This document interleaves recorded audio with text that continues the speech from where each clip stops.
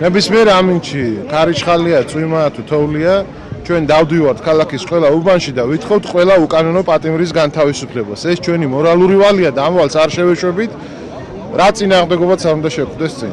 ჩვენ ვითხოვთ უკანონო პატიმრების განთავისუფლებას, ვითხოვთ ბატონი ცოტნე გამსახურდიას და ყველა უკანონო პატიმრის განთავისუფლებას, რომელიც არის სააკაშვილის რეჟიმის მიერ გამომწვეული ციხეებში. ხალხი, რომელიც აეხლა დაიძრა პატარა მანიფესტაციით, აქ შეიკრიბა ამ უამინდობაში ერთი მოთხოვნით, რომ საქართველო იყოს სამართლიანი სახელმწიფო პოლიტპატიმრების გარეშე და იმ ადმინისტრაციის გარეშე, რომელსაც ჭირდება ეს პოლიტპატიმრები ძალაუფლების შესანარჩუნებლად. ეს ერთობა არის იმის გარანტია, რომ ეს მოთხოვნა ხალხისგან ნამდვილად მიღწეული იქნება და შესრულდება.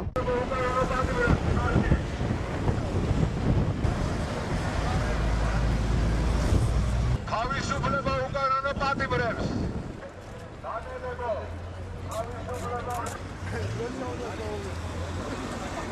პლაკატების გაკვრის დროს წამოგვეწია 5 ნაციონალური მოძრაობის აქტივისტი, რომელმაც დაიწყეს პლაკატების წართმევა, ჩამოხევა, მიგვაყენეს ფიზიკური და სიტყვიერი შეურაცხყოფა.